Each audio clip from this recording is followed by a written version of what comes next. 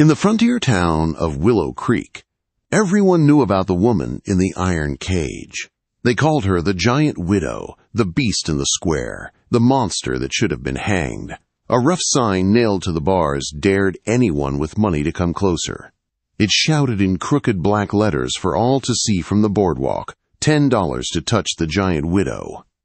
The cage sat right in the middle of the dusty main street where ranchers once tied their horses. Now it was the main show. Children perched on their father's shoulders to stare. Women clutched their shawls and whispered to each other. Young men laughed too loud to hide their nerves as they shoved one another toward the bars. Beside the cage, the sheriff sat at a small table, happily stacking coins into neat little piles. Inside the bars sat Martha Kane. She was as tall as most men and broad through the shoulders. Years of hard work had built thick muscle into her arms and back. Her blonde hair hung loose and dull around a strong face that had once held softer lines. Now every angle was sharpened by strain and weather. Martha sat on a plain bench, hands locked together in her lap, eyes fixed on a worn patch of dirt near her boots. She did not pace, shout, or rattle the bars. She just sat there, still as stone. On a hot afternoon, with dust hanging thick in the air, a lone rider came over the rise and into town. His name was Jake Morrison. Trail dust coated his hat, coat, and boots. His jaw was rough with several days of stubble, and his gray eyes carried the heavy look of a man who had already buried too much. Jake had only meant to buy supplies and ride on, but the tight circle of bodies in the square and the sight of an iron cage in the center made him slow his horse. He guided the animal closer until he could see the woman inside. The noise of laughter and shouting washed past him, but his attention locked on the still figure on the bench. He noticed Martha before he truly noticed the sign. Even locked up, she kept her back straight and her shoulders squared. Her eyes, pale blue like winter sky, stayed fixed on that same patch of ground as if it were the only safe place left in the world. She looked like someone who had decided a long time ago that feeling nothing hurt less than feeling everything. A skinny boy near the front bent down, grabbed a rock, and flung it at the cage. It slammed into the bars with a sharp clang that made several women gasp. The crowd roared with laughter and pushed the boy forward like a hero who had done something brave. Martha did not blink. Her hands did not move. She did not give them even the smallest reaction, and somehow that made their cruel fun worse. Jake's teeth pressed together. His hands tightened on the saddle horn. He knew what it felt like to have people poke at your pain for sport.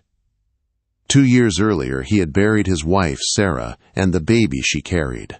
Fever took them both in one long night and left him standing over 2 fresh graves with nothing inside his chest but emptiness. Since then, he had ridden from job to job, drinking too much and picking fights he hoped he would lose. When he looked at Martha Kane, he saw the same hollow ache behind her eyes. She had lost everything and then been punished for surviving. In that moment, she stopped being a wild story he had heard in saloons. She became someone whose pain matched his own.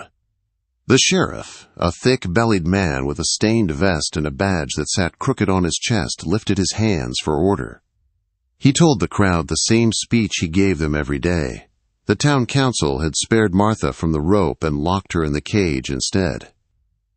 Every ticket, he reminded them, bought boards and nails for the fine new schoolhouse. $1 to look, $10 to touch, all for the good of Willow Creek. People cheered like they were doing charity instead of cruelty.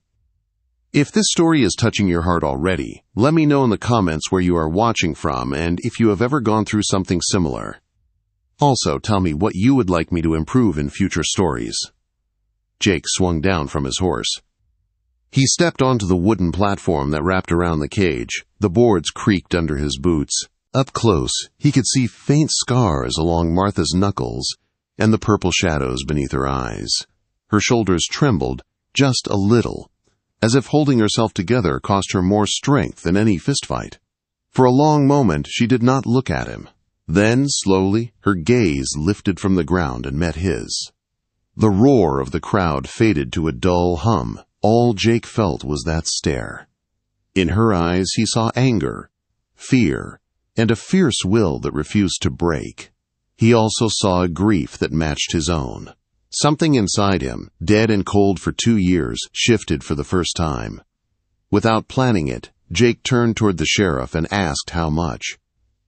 The sheriff called back that it cost $10 to touch the giant widow. Jake shook his head. In a calm voice that carried across the square, he asked how much it would cost to buy the woman in the cage. Silence dropped over the town so fast it felt like the air had gone thin. People stopped talking. Even the flies over the horse trough seemed to pause. Martha's eyes widened just a little. The sheriff gave a short, shaky laugh and said she was not for sale, that she was serving her sentence. Jake answered that everything in this world had a price.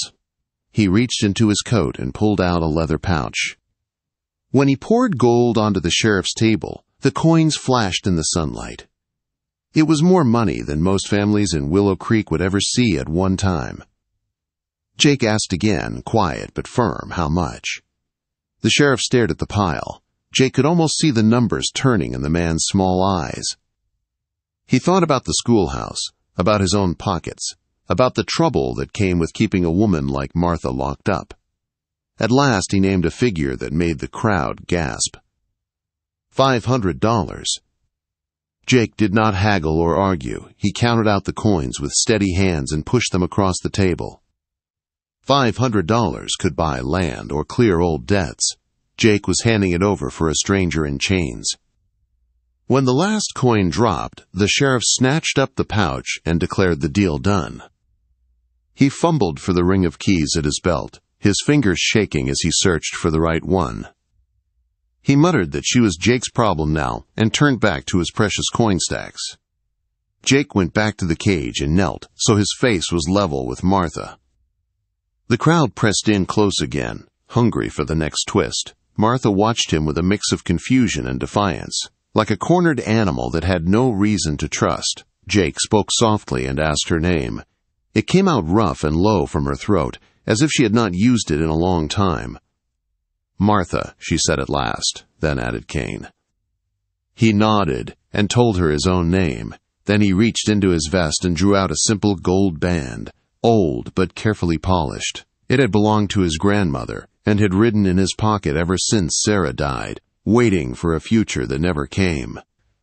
Jake opened his palm so Martha could see the ring, and so the whole town could see it gleam in the afternoon light. There, on his knees before the cage, with all of Willow Creek watching, Jake Morrison asked Martha Cain to be his wife.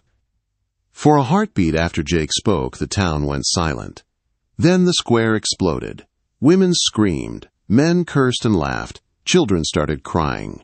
The whole crowd surged toward the cage like a wave. In the middle of all that noise, Martha's lips moved around one cracked word her throat barely remembered how to make. Why?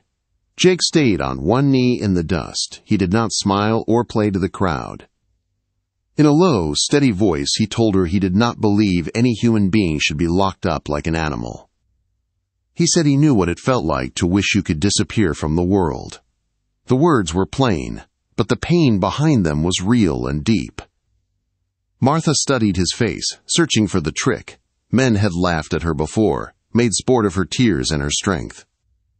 All she saw now was a worn cowboy with tired gray eyes, a man who had buried someone he loved and never truly come back from the graveyard. Behind them, the sheriff finished scooping gold into his pouch. Greed shoved aside every other thought.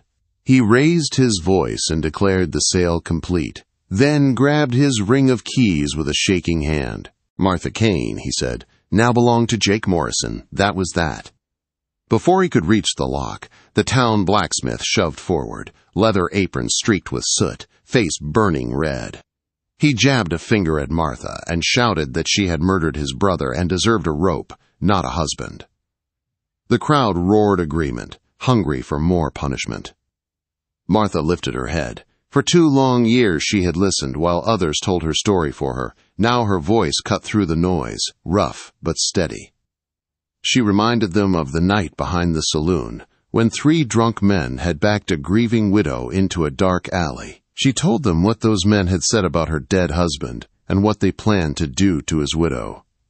The blacksmith yelled that she lied. Martha did not blink. She told them to ask Doc Wilson what he had seen when the sheriff dragged her into his office. Ask about the bruises at her throat, she said, about the torn dress and the blood that was not hers. For a moment, eyes slid away from her, ashamed to meet the truth. The sheriff snapped that it was enough and that the council had already decided. He did not want the crowd thinking too hard about it now that $500 sat in his pocket. With a quick jab, he shoved the key into the lock. The heavy metal click rang across the platform. Martha had heard that sound 100 times. It had always meant more days of hard stares and cruel jokes. This time, it meant something else. Slowly, she rose from the bench, unfolding to her full height until she filled the space. The nearest onlooker stepped back without meaning to as the sheriff yanked the door open and hurried away.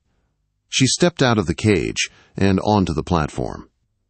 Up close, she was nearly as tall as Jake, broad-shouldered and strong, yet there was a careful grace in the way she moved, like a woman used to carrying her own power. Parents yanked their children behind them. Men muttered beast under their breath. Martha did not look at them. Her eyes stayed locked on the man who had bought her freedom. Jake stood and did not back away. He simply held out his hand, the same way he would to a lady stepping down from a wagon. The quiet respect in that small gesture shook Martha more than all the shouting. No one had offered her a gentle hand since before Robert died. After a long breath, she put her palm in his. Her hand was rough and strong, but he felt it tremble. He helped her down from the platform until they stood side by side in the dust of the square, the empty cage behind them, and half the town staring like they were watching a hanging. She said, in a low, broken voice, that she did not understand why he would want a woman like her. She called herself a killer, a freak, the monster of Willow Creek. Each word tasted like rust and shame. Jake answered just as quietly. He said he saw a woman who had fought back when 3 men tried to break her.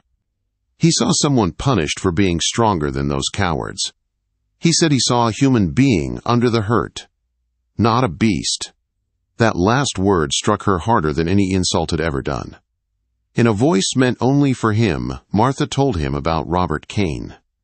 She said he had been a gentleman who never mocked her height or her big hands. He had called her his tall warrior and said her strength was something beautiful. With him, she had felt like she belonged in her own skin. Then cholera came. She nursed Robert until the sickness took him. No one came to help. She dug his grave herself on a small hill and walked back into a town full of debts, stares, and people finally free to show how much she scared them. She spoke of the alley in short, flat words. 3 drunk men, rough hands, foul talk about what they would do to a widow no one would protect. Something inside her snapped. She fought with the strength Robert used to praise. When it ended, 3 bodies lay still in the dirt, and the sheriff called it murder. The town called her a monster and built the cage. Shouts rose again around them. A clod of dirt burst near her boots. Someone yelled that Jake should be locked up for taking her side. Jake felt her fingers tighten in his, the way a person grips before they bolt. He knew that feeling. After his wife Sarah died, he had wanted to ride until the world forgot his name. He leaned closer so only she could hear. He told her he meant every word. This was not pity, he said. It was one broken soul reaching out to another. He said he believed 2 people with scars might stand a better chance together than alone. She warned him that he did not know her, that she could hurt him. He pulled his coat back just enough for her to see the worn grip of the gun at his hip and the knife at his belt. In a rough, honest voice, he told her he had killed men, too, in the war and in bad years after, things he was not proud of. He said he was tired of living alone with ghosts and whiskey for company. The plain truth of it slipped past her defenses. Warmth moved through her chest. strange after 2 years of cold numbness. She asked what would happen if she said yes, where they would go. What kind of life they could build when no respectable town would welcome a so-called murderer and the man foolish enough to marry her. Jake told her about his grandfather's ranch in the Colorado Territory. Old fences, empty fields, clear water, high sky. A place worn down but quiet, far from town gossip and ticket tables. No cages there, he said, except the ones a person carried inside their own head. Martha closed her eyes and pictured it, a rough house with no bars, land where people might speak of her strength as a blessing again. Days of hard work instead of hard stares. Nights where the only sound was wind in the grass instead of coins clinking as strangers paid to gawk at her. When she opened her eyes, Jake was still there. He still held her hand. The simple ring lay ready in his palm. Behind him, the cage door hung open and useless. Around them, the crowd pressed closer, faces twisted with fear and anger. The sheriff's hand hovered near his gun. For 2 years, Martha Kane had lived without a single real choice. Now one sat in front of her. She looked at Jake Morrison, at the ring, at the cage that had defined her. She lifted her chin. In a clear voice that carried across the square, she gave her answer. She said yes. The word yes rolled across the square like thunder. For one stunned heartbeat, nobody moved. Then sound crashed back into place. Men cursed and laughed. Women clutched their shawls. A few children started to cry as someone shouted that the stranger had lost his mind. Jake barely heard them. All his attention stayed on the woman at his side. Martha still held herself stiff, like she expected a blow at any second. But something had changed in her pale eyes. The dead, flat look was gone. In its place was a small, shaking spark, like a coal that refused to die, no matter how much dirt the world threw over it. Martha leaned toward him, so only he could hear. She told him they needed to leave before the town changed its mind. Her voice was steady, but he could feel the tremor in her hand. She knew how fast fear could turn into a rope or a bullet. Jake nodded once. Keeping her hand in his, he walked her through the thinning ring of bodies toward his horse. Someone spat at her feet as they passed. Another voice yelled that she would cut his throat before morning. Jake did not answer. He had spent enough nights in rough saloons to know when words only poured oil on a fire. He focused on Martha instead. At the horse's side, he set his hands at her waist and lifted her up as gently as he knew how. For an instant, her muscles locked hard under his fingers. Her body remembered the alley behind the saloon, remembered grabbing hands and hot, sour breath at her ear. But his grip stayed steady and respectful. He did not shove or drag or laugh. He just helped her into the saddle and stepped back. Martha forced herself to breathe. She settled her boots in the stirrups and set her shoulders. Jake mounted in front of her. There was no room for distance, so Martha wrapped her arms around his middle. The contact felt strange and sharp. For 2 long years, every touch had meant pain, chains or rough hands pushing her toward the cage. Now, she held on to a man who had offered her his name instead of another insult. They trotted down the main street, past the saloon with its swinging doors, past the small white church, past the row of crooked storefronts. Behind them, the iron cage sat open and empty in the dust. People stared from porches and windows as the giant widow and the stranger rode out of Willow Creek on the same horse.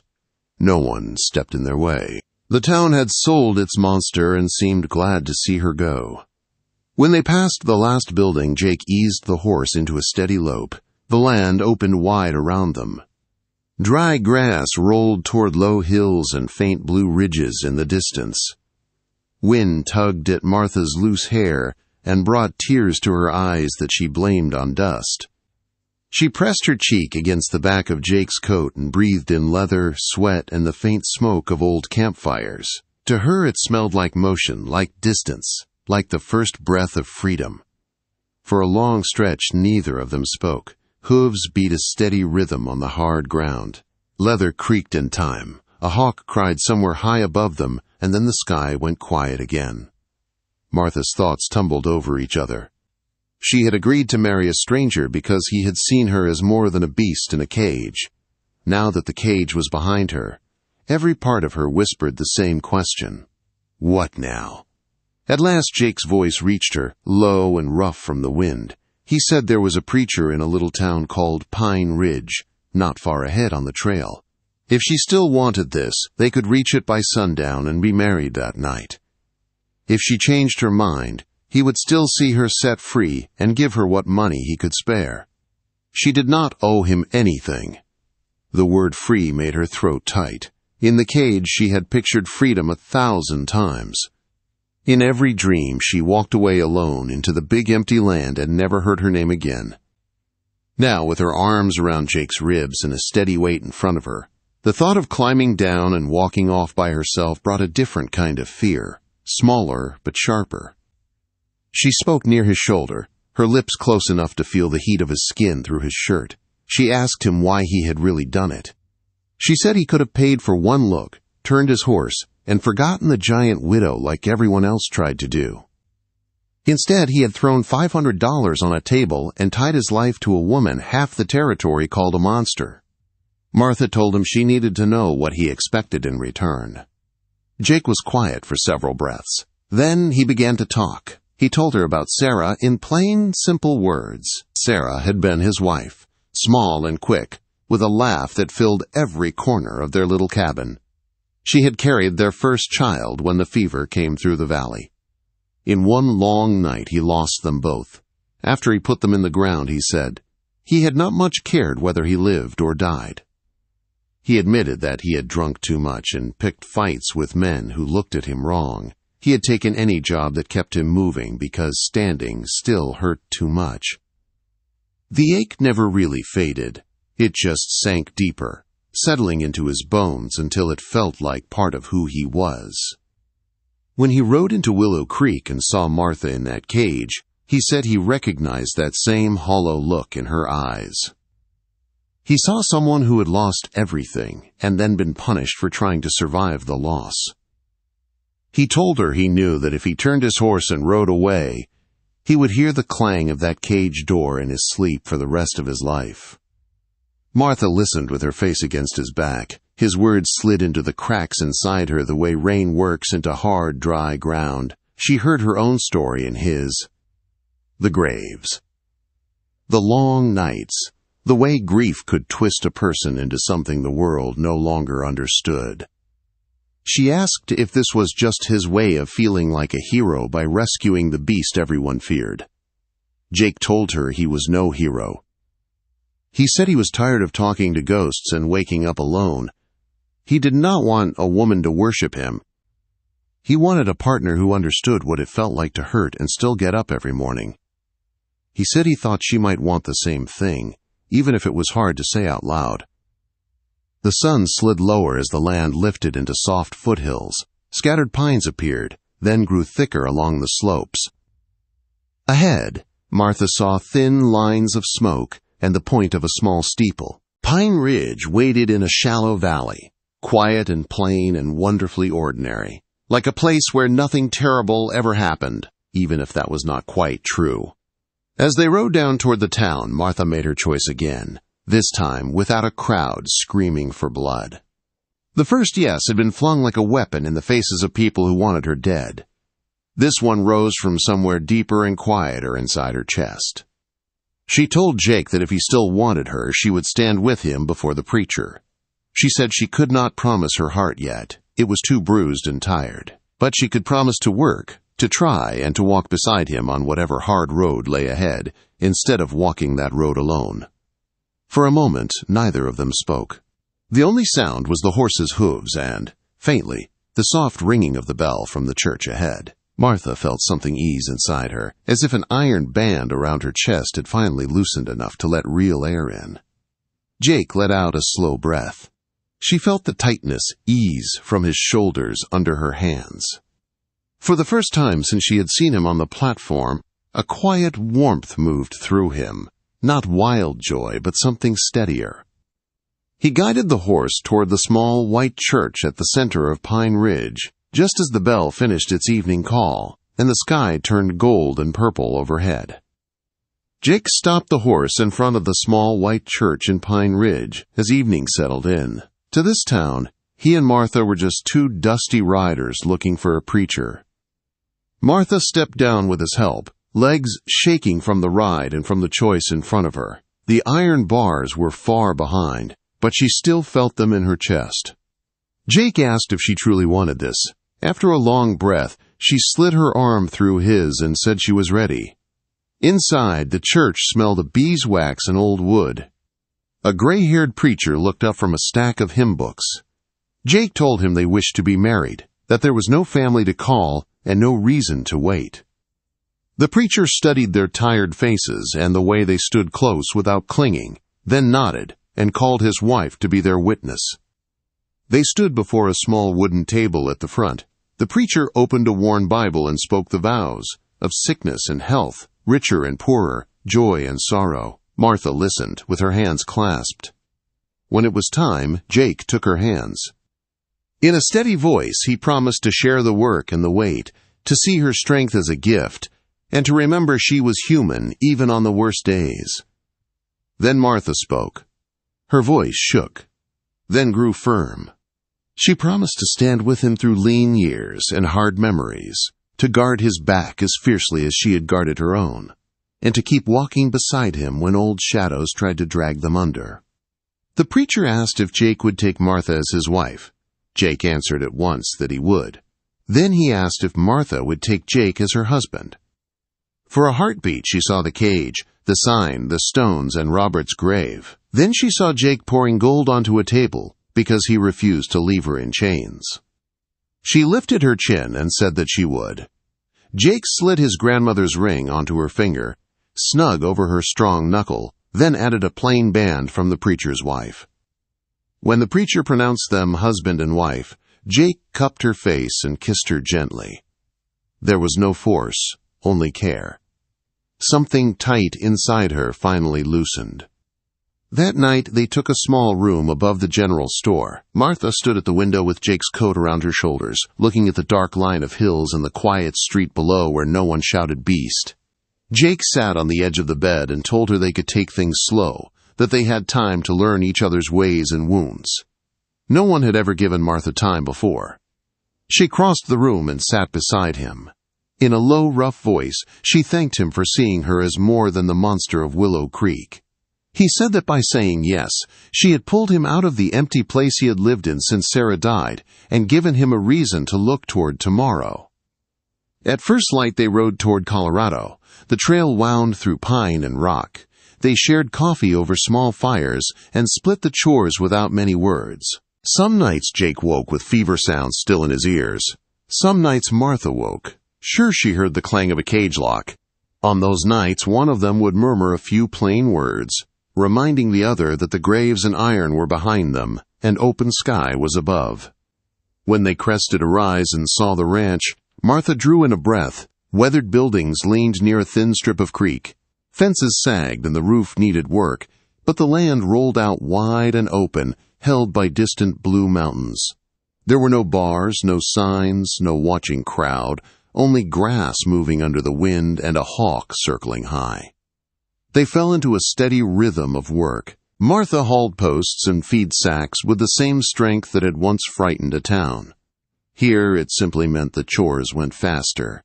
Jake repaired gates, mended fences, and coaxed life back into tired fields. On a small hill behind the house, they set up a plain wooden marker. Martha carved Robert's name. Jake carved Sarah's name and the word daughter for the child who had never been born. They stood with heads bowed while the wind tugged at their clothes. Tears came, but now they were tears of release, not rage. Here, far from the cage and the graveyard, they were finally saying goodbye. The seasons turned. Snow came and went on the high peaks. Fields greened. There were still hard days. Sometimes anger flared fast. Sometimes one of them went quiet under the weight of old memories. Each time the other reached out, and the dark did not feel so deep. Back in Willow Creek, the story of the giant widow in the cage began to fade. People found new gossip. Out on the trail, riders around campfires sometimes spoke of a tall woman and a quiet cowboy in the Colorado hills. two folks who worked hard, kept to themselves, and watched out for each other with fierce loyalty. Martha slowly began to believe she was more than her worst day. Jake slowly began to believe that love did not end at a grave. On cool evenings they sat on the porch and watched the sun drop behind the mountains, their hands resting close together on the rail. Their scars were still there, but they were not the whole story anymore. What saved them was not luck or legend, it was a choice. Jake chose to see a woman where others saw a monster. Martha chose to trust a stranger when every scar told her to stay alone. Together they chose to build a life in a quiet corner of the West. Proof that even the most broken hearts can find a way back into the light. If this story moved you, please hit the like button and subscribe for more emotional Wild West stories that will touch your soul.